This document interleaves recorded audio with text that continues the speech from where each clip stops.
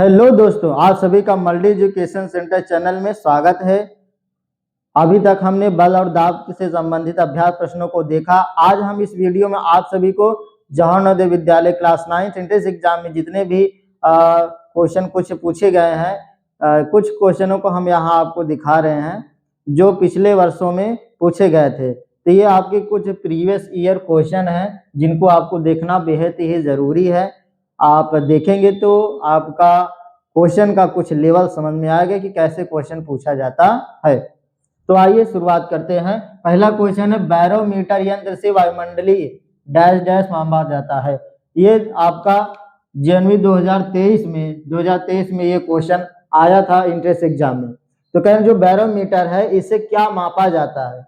वायुमंडलीय लगा है, ठीक, तो अर्थात वायुमंडल से समझ क्या वायुमंडलीय तापमान को मापा जाता है, या फिर वायुमंडलीय आर्द्रता को मापा जाता है, या फिर वायुमंडलीय दबाव को मापा जाता है, या फिर ये सभी। ठीक, तो ये आपका वायुमंडलीय दबाव, प्रेशर या दाब को मापा जाता है। अगला है, निम्नलिखित में से संपर्क बलों के युगल को चुनिए। कह रहे हैं जो संपर्क बल हमने आपको बताए थे कांटेक्ट फोर्स, कह रहे हैं जो कांटेक्ट फोर्स है उनको कुछ हम पेयर जोड़े दिए हैं, इनमें से आप छांटिए वो कौन सा। अब ये भी देखिए, ये भी 2023 में पूछा गया था।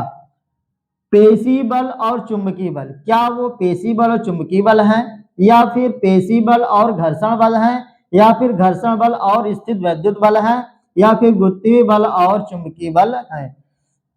देखिए पेशी बल क्या होता है कि संपर्क में हो, ठीक, क्या जैसे हम मार्कर से लिख रहे हैं बोर्ड पे तो संपर्क हो रहा है, ठीक। जैसे इसमें पेशी बल तो है लेकिन चुंबकीय बल नहीं है, पेशी बल तो है, अच्छा घर्षण बल भी है, ठीक। तो यही ऑप्शन आपका क्या हो जाएगा, सही हो जाएगा, क्योंकि फ्रिक्शन जो घर्षण है वो भी संपर्क बल का ही क्या है, एग्जाम्पल है, ठीक। आगे देखते हैं, घर्षण बल, जी हाँ। स्थित वैद्युत बल, इलेक्ट्रोस्टैटिक फोर्स नहीं है, गुरुत्वीय बल नहीं है, ना ही चुंबकीय बल है। तो आपका कौन सा ऑप्शन सही हो जाएगा, ये आपका हो जाएगा पेशी बल और घर्षण बल। अगला क्वेश्चन है, आरेख, आरेख में दर्शाए अनुसार किसी जल टंकी में, ये कौन सा है, ये जल टंकी है, में 4 टोटियां ए बी सी डी क्या है, लगी है। यदि यह टंकी जल से पूरी भरी है, कैसे, जल से पूरी भरी है, और इन सभी टोटियों को एक साथ खोल दिया जाए तो जिन टोटियों से समान दाब से बहेगा, करें जिन टोटियों से समान दाब से बहेगा वह कौन सी टोटियां हैं, ठीक। तो देखिए इसका जो फ्लो होगा इसमें प्रेशर दाब कम लगेगा, तो बहुत बहुत धीरे धीरे फ्लो करेगा, ठीक। डी वाला उससे थोड़ा तेज करेगा। ये जो पेंदी में है नीचे है ये थोड़ा और तेज करेगा क्योंकि दाब बढ़ने लगा है। अब इसी इक्वल पे देखेंगे तो ये भी है, सी वाला भी है, ठीक। इसी इक्वल पे देखेंगे तो ये भी है, दोनों का प्रेशर क्या है, दाब समान है, ठीक। तो इसलिए ऑप्शन कौन सा हो जाएगा, बी और सी वाला। कौन सा होगा, बी और सी वाला, ना कि ए बी होगा, ना सी और डी होगा, ना तो ए डी होगा। आपका ऑप्शन बी और सी वाला सही होगा, करेक्ट होगा। किसी शरीर पर 2 बल जिनमें प्रत्येक बल 20 न्यूटन का है एक ही समय लगा रहे हैं, सबसे अधिक व सबसे कम नेट बल लगेगा। मान लीजिए शरीर है, इस पे अगर कोई 20 न्यूटन का दोनों बल लगाया जाता है तब अधिकतम बल कितना हो जाएगा, 20 का 40 न्यूटन, ठीक। इसमें मिल रहा है, इसमें मिल रहा है, ठीक है।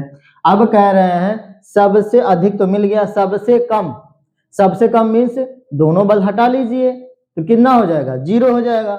0 इसमें है, इसमें है। अब देखिए दोनों टिक जिसमें होगा वही आपका ऑप्शन करेक्ट होगा। तो 40 न्यूटन, 40 न्यूटन और 0 न्यूटन वाला ही ऑप्शन सही हो जाएगा, पहला ऑप्शन करेक्ट है। अगला क्वेश्चन है, कोई गेंद किसी फर्श पर एक समान चाल से, कोई गेंद है एक फर्श पे एक समान चाल से सरल रेखी पथ पर गति कर रही है, इस कथन से आप यह निष्कर्ष निकाल सकते हैं कि कह रहे कि कोई मान लीजिए फर्श है जो जिस पर गेंद एक समान गति से चल ही रही है, इसे आप क्या समझते हैं?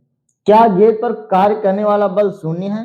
कह रहे जो गेंद पर बल लग रहा है वो शून्य है, मीन्स बल ही नहीं लग रहा है।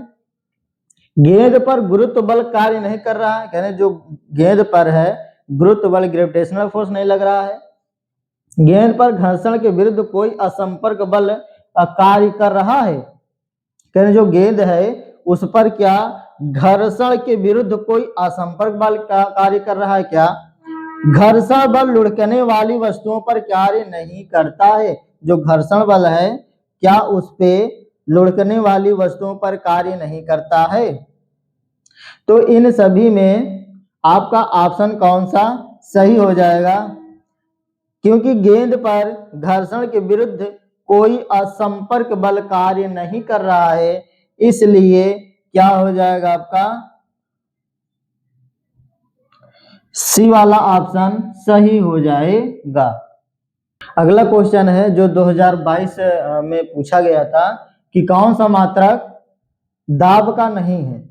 तो दाब का जो मात्रक है वह पास्कल भी है, न्यूटन मीटर स्क्वायर भी है, डाइन सेंटीमीटर है, लेकिन न्यूटन प्रति मीटर नहीं है। तो यही आपका ऑप्शन गलत है जो कि सही है, ठीक, क्योंकि स्टेटमेंट के अनुसार वही ऑप्शन नहीं होगा, इसलिए वही ऑप्शन सही होगा। अगला है कौन सा एक संपर्क बल है।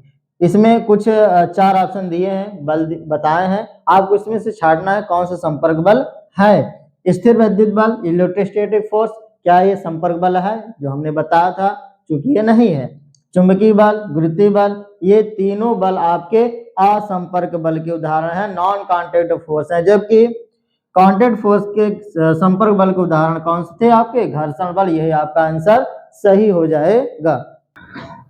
अगला क्वेश्चन है घर्षण को किसके द्वारा बढ़ाया जाता है।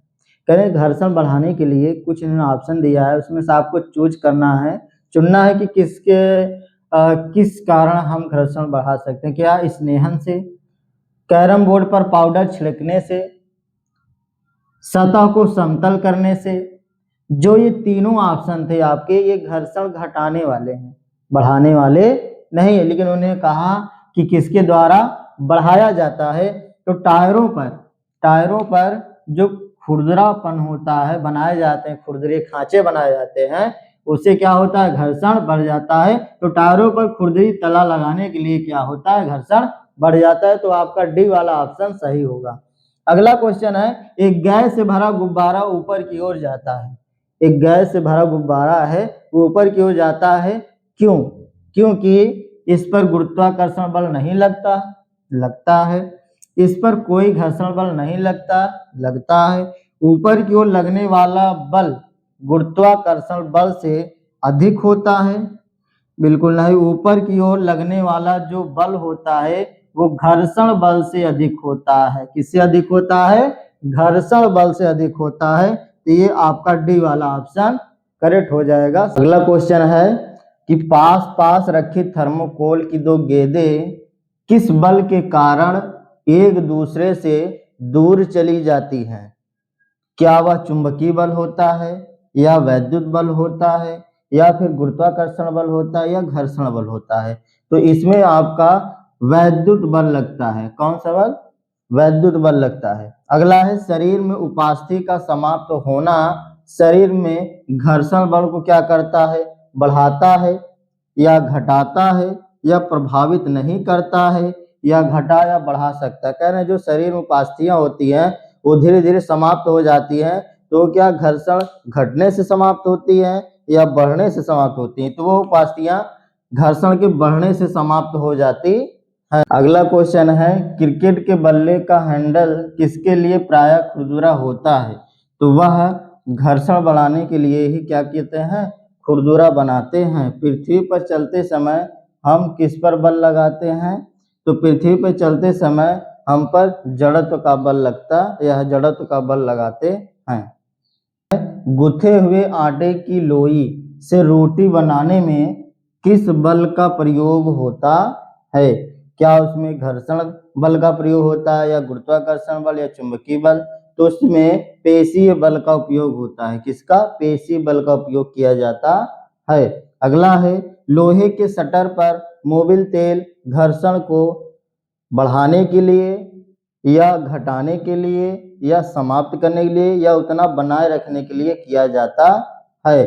तो उसमें जो है घर्षण को उतना बनाए रखने के लिए किया जाता है जितना है उतना ही बरकरार रहे। सिलबट्टे की सतह को लंबे उपयोग के पश्चात फिर से निछारित मतलब बोलना, जिसे गांव में कूटना कहते हैं। ठीक, सिलबट्टे को कूटना घर्षक को किसके हेतु किया जाता है? उतना बनाने के लिए या फिर समाप्त करने के लिए, बढ़ाने के लिए या घटाने के लिए। जैसा कि मैंने पिछले क्वेश्चन में आपको बताया, क्या था उसमें? उतना ही बनाने के लिए किया जाता है। अगला है बल की सीजीएस इकाई है। क्या बल के कई मात्रक हैं?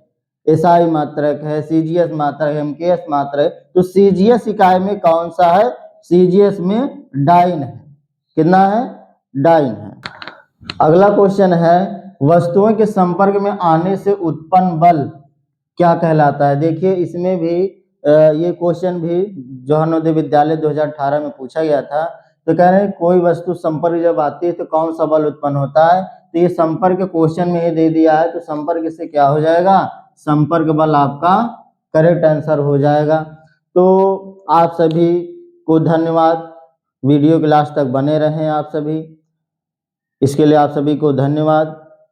वीडियो अच्छा लगा हो तो लाइक करें, कमेंट करें और सब्सक्राइब करना बिल्कुल मत भूलिएगा, क्योंकि नेक्स्ट वीडियो जब हम डालेंगे तो आप सभी को नोटिफिकेशन मिल सकता है। तो अगले वीडियो में हम सभी ध्वनि के चैप्टरों को पढ़ेंगे, उनके कुछ थ्योरेटिकल श्रव्य तरंगे, अपश्रव्य तरंगे, इन सभी को समझेंगे।